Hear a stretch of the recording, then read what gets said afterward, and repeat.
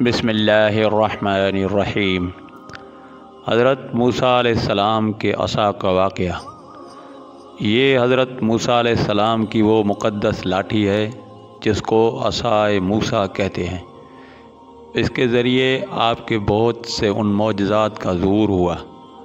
جن کو قرآن مجید نے مختلف عنوانوں کے ساتھ بار بار بیان فرمایا ہے۔ یہ حضرت موسیٰ علیہ السلام کی وہ مقدس لاٹھی ہے جس کو عصائے موسیٰ کہتے ہیں۔ اس کے ذریعے آپ کے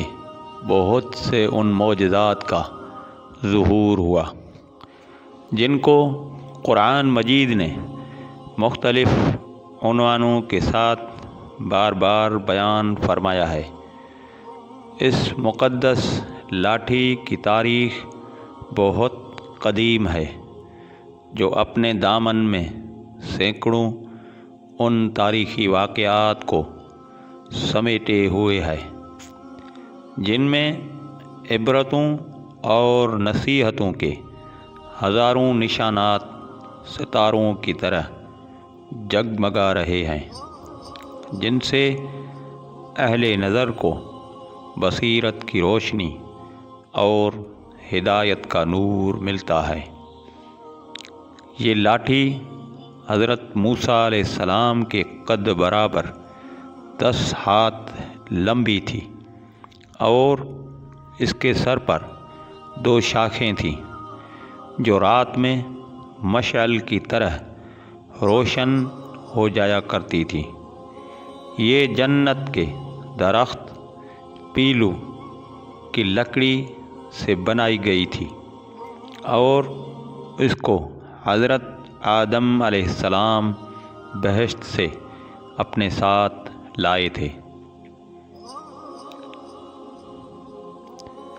حضرت آدم علیہ السلام کے ساتھ عود خوشبودار لکڑی حضرت موسیٰ علیہ السلام کا عصا جو عزت والی پیلو کی لکڑی کا تھا، انجیر کی پتیاں، حجر اسود جو مکہ معظمہ میں ہے، اور نب معظم حضرت سلیمان علیہ السلام کی انگوٹھی، یہ 5 چیزیں جنت سے اتاری گئیں۔ حضرت آدم علیہ السلام کے بعد یہ مقدس عصا حضرات انبیاء کرام علیہم الصلاۃ والسلام کو یکے بعد دیگرے بطور میراث کے ملتا رہا، یہاں تک کہ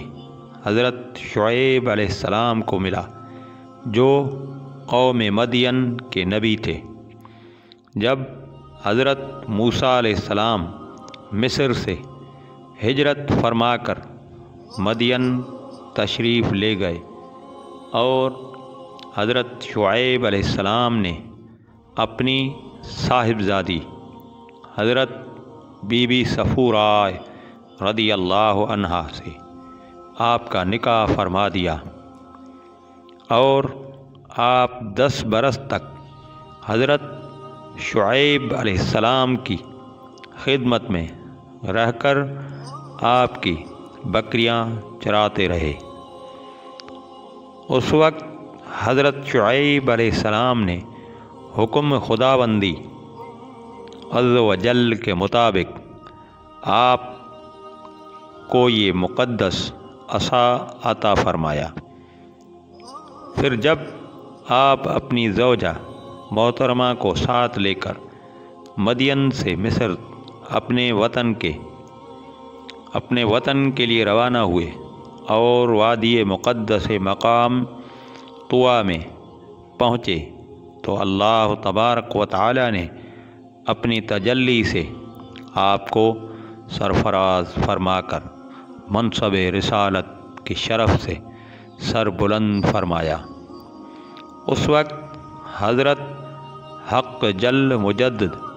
نے آپ سے جس طرح کلام فرمایا، قرآن مجید فرقان حمید نے اس کو اس طرح بیان فرمایا کہ اور یہ تیرے داہنے ہاتھ میں کیا ہے؟ اے موسیٰ علیہ السلام عرض کی، یہ میرا عصا ہے، میں اس پر تکیہ لگاتا ہوں اور اس سے اپنی بکریوں پر پتے جھاڑتا ہوں، اور میرے اس میں اور کام ہے۔ حضرت موسیٰ علیہ السلام اس مقدس لاٹھی سے مذکورہ بالا کام نکالتے رہے، مگر جب آپ فرعون کے دربار میں ہدایت فرمانے کی غرض سے تشریف لے گئے اور اس نے آپ کو جادوگر کہہ کر جھٹلایا، تو آپ کی اس عصا کے ذریعے بڑے بڑے معجزات کا ظہور شروع ہو گیا، جن میں سے 3 معجزات کا تذکرہ قرآن مجید فرقان حمید نے بار بار فرمایا، جو حسب ذیل ہیں۔ عصا اژدہا بن گیا۔ اس کا واقعہ یہ ہے کہ فرعون نے ایک میلہ لگوایا اور اپنی پوری سلطنت کے جادوگروں کو جمع کر کے حضرت موسیٰ علیہ السلام کو شکست دینے کے لیے مقابلہ پر لگا دیا، اور اس میلے کے ازدحام میں جہاں لاکھوں انسانوں کا مجمع تھا، ایک طرف جادوگروں کا ہجوم اپنی جادوگری کا سامان لے کر جمع ہو گیا، اور ان جادوگروں کی فوج کے مقابلے میں حضرت موسیٰ علیہ السلام تنہا ڈٹ گئے۔ جادوگروں نے فرعون کی عزت کی قسم کھا کر اپنے جادو کی لاٹھیوں اور رسیوں کو پھینکا، تو ایک دم وہ لاٹھیاں اور رسیاں سانپ بن کر پورے میدان میں ہر طرف پھنکارے مار کر دوڑنے لگی، اور پورا مجمع خوف و ہراس میں بدحواس ہو کر ادھر ادھر بھاگنے لگا، اور فرعون اور اس کے تمام جادوگر اس کرتب کو دکھا کر اپنے فتح کی گھمنڈ اور غرور کے نشے میں بد مست ہو گئے، اور جوش شادمانی سے تالیاں بجا بجا کر اپنی مسرت کا اظہار کرنے لگے کہ اتنے میں ناگہان حضرت موسیٰ علیہ السلام نے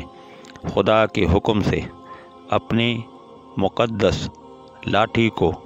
ان سانپوں کے ہجوم میں ڈال دیا، تو یہ لاٹھی ایک بہت بڑا اور نہایت ہیبت ناک اژدہا بن کر جادوگروں کے تمام سانپوں کو نگل گیا۔ یہ معجزہ دیکھ کر تمام جادوگر اپنی شکست کا اعتراف کرتے ہوئے سجدے میں گر پڑے، اور بآواز بلند یہ اعلان کرنا شروع کر دیا کہ ہم سب حضرت ہارون اور حضرت موسیٰ علیہ السلام کے رب پر ایمان لائے۔ چنانچہ قرآن مجید نے اس واقعے کا ذکر کرتے ہوئے ارشاد فرمایا کہ بولے اے موسیٰ، یا تو تم ڈالو یا ہم پہلے ڈالے۔ موسیٰ نے کہا بلکہ تمہیں ڈالو، تم ہی ڈالو۔ جبھی ان کی رسیاں اور لاٹھیاں ان کے جادو کے زور سے ان کے خیال میں دوڑتی معلوم ہوئی، تو اپنے جی میں موسیٰ نے خوف پایا۔ ہم نے فرمایا ڈر نہیں، بے شک تو ہی غالب ہے، اور ڈال تو دے جو تیرے داہنے ہاتھ میں ہے، اور ان کی بناوٹوں کو نگل جائے گا، اور وہ جو بنا کر لائے ہیں وہ تو جادوگر کا فریب ہے، اور جادوگر کا بھلا نہیں ہوتا۔ کہیں آوے تو سب جادوگر سجدے میں گرا لیے گئے، بولے ہم اس پر ایمان لائے جو ہارون اور موسیٰ علیہ السلام کا رب ہے۔ عصا مارنے سے چشمے جاری ہو گئے۔ بنی اسرائیل کا اصل وطن ملک شام تھا، لیکن حضرت یوسف علیہ السلام کے دور حکومت میں یہ لوگ مصر میں آ کر آباد ہو گئے اور ملک شام پر قوم عمالقہ کا تسلط اور قبضہ ہو گیا، جو بدترین قسم کے کفار تھے۔ جب فرعون دریائے نیل میں غرق ہو گیا اور حضرت موسیٰ علیہ السلام کو فرعون کے خطرات سے اطمینان ہو گیا تو اللہ تبارک و تعالی نے حکم دیا کہ قوم عمالقہ سے جہاد کر کے ملک شام کو ان کے قبضہ و تسلط سے آزاد کرائیں۔ چنانچہ آپ 6 لاکھ بنی اسرائیل کی فوج لے کر جہاد کے لیے روانہ ہو گئے، مگر ملک شام کے حدود میں پہنچ کر بنی اسرائیل پر قوم عمالقہ کا ایسا خوف سوار ہو گیا کہ بنی اسرائیل ہمت ہار گئے اور جہاد سے منہ پھیر لیا۔ اس نافرمانی پر اللہ تبارک و تعالی نے بنی اسرائیل کو یہ سزا دی کہ یہ لوگ 40 برس تک میدان طیہ میں بھٹکتے اور گھومتے پھرے اور اس میدان سے باہر نہ نکل سکے۔ حضرت موسیٰ علیہ السلام بھی ان لوگوں کے ساتھ میدان طیہ میں تشریف فرما تھے۔ جب بنی اسرائیل اس بے آب و گیاہ میدان میں بھوک و پیاس کی شدت سے بے قرار ہو گئے تو اللہ تبارک و تعالی نے حضرت موسیٰ علیہ السلام کی دعا سے ان لوگوں کے کھانے کے لیے من و سلوہ آسمان سے اتارا۔ من شہد کی طرح ایک قسم کا حلوہ تھا اور سلوہ بھنی ہوئی بٹیری تھی۔ کھانے کے بعد جب یہ لوگ پیاس سے بےتاب ہونے لگے اور پانی مانگنے لگے تو حضرت موسیٰ علیہ السلام نے پتھر پر اپنا عصا مار دیا تو پتھر میں 12 چشمے پھوٹ کر بہنے لگے اور بنی اسرائیل کے 12 خاندان اپنے اپنے ایک چشمے سے پانی لے کر خود بھی پینے لگے اور اپنے جانوروں کو بھی پلانے لگے، اور پورے 40 برس تک یہ سلسلہ جاری رہا۔ یہ حضرت موسیٰ علیہ السلام کا معجزہ تھا جو عصا اور پتھر کے ذریعے ظہور میں آیا۔ قرآن مجید نے اس واقعہ اور معجزے کا بیان کرتے ہوئے ارشاد فرمایا کہ اور جب موسیٰ علیہ السلام نے اپنی قوم کے لیے پانی مانگا تو ہم نے فرمایا اس پتھر پر اپنا عصا مارو، فوراً اس میں سے 12 چشمے بہہ نکلے۔ ہر گروہ نے اپنا گھاٹ پہچان لیا، عصا کے مار سے دریائے پھٹ گیا۔ حضرت موسیٰ علیہ السلام ایک مدت دراز تک فرعون کو ہدایت فرماتے رہے اور آیات و معجزات دکھاتے رہے، مگر اس نے حق کو قبول نہیں کیا، بلکہ اور زیادہ اس کی شرارت و سرکشی بڑھتی رہی، اور بنی اسرائیل نے چونکہ اس کی خدائی کو تسلیم نہیں کیا، اس لیے اس نے ان مومنین کو بہت زیادہ ظلم و ستم کا نشانہ بنایا۔ اس دوران میں ایک دم حضرت موسیٰ علیہ السلام پر وحی اتری کہ آپ اپنی قوم بنی اسرائیل کو اپنے ساتھ لے کر رات میں مصر سے ہجرت کر جائیں۔ چنانچہ حضرت موسیٰ علیہ السلام بنی اسرائیل کو ہمراہ لے کر رات میں مصر سے روانہ ہو گئے۔ جب فرعون کو پتہ چلا تو وہ بھی اپنے لشکروں کو ساتھ لے کر بنی اسرائیل کی گرفتاری کے لیے چل پڑا۔ جب دونوں لشکر ایک دوسرے کے قریب ہو گئے تو بنی اسرائیل فرعون کے خوف سے چیخ پڑے کہ اب تو ہم فرعون کے ہاتھوں گرفتار ہو جائیں گے، اور بنی اسرائیل کی پوزیشن بہت نازک ہو گئی، کیونکہ ان کے پیچھے فرعون کا خون خوار لشکر تھا اور آگے موجیں مارتا ہوا دریا تھا۔ اس پریشانی کے عالم میں حضرت موسیٰ علیہ السلام مطمئن تھے اور بنی اسرائیل کو تسلی دے رہے تھے جب دریا کے پاس پہنچ گئے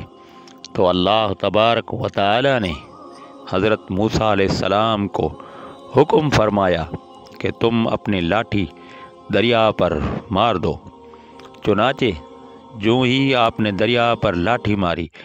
تو فوراً ہی دریا میں 12 سڑکیں بن گئی اور بنی اسرائیل ان سڑکوں پر چل کر سلامتی کے ساتھ دریا سے پار نکل گئے۔ فرعون جب دریا کے قریب پہنچا اور اس نے دریا کے سڑکوں کو دیکھا تو وہ بھی اپنے لشکروں کے ساتھ ان سڑکوں پر چل پڑا، مگر جب فرعون اور اس کا لشکر دریا کے بیچ میں پہنچا تو اچانک دریا موجیں مارنے لگا اور سب سڑکیں ختم ہو گئیں اور فرعون اپنے لشکروں سمیت دریا میں غرق ہو گیا۔ اس واقعے کو قرآن مجید نے اس طرح بیان فرمایا ہے کہ پھر جب آمنا سامنا ہوا دونوں گروہوں کا، موسیٰ علیہ السلام والوں نے کہا ہم کو انہوں نے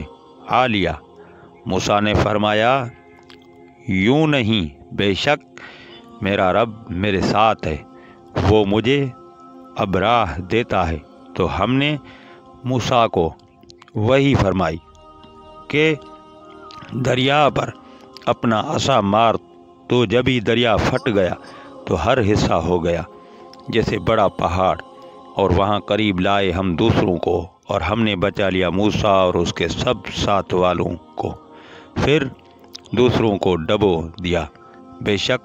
اس میں ضرور نشانی ہے اور ان میں اکثر مسلمان نہ تھے۔ وآخر دعوانا ان الحمدللہ رب العالمین۔ ملتے ہیں اگلی ویڈیو میں، تب تک کے لیے اللہ حافظ۔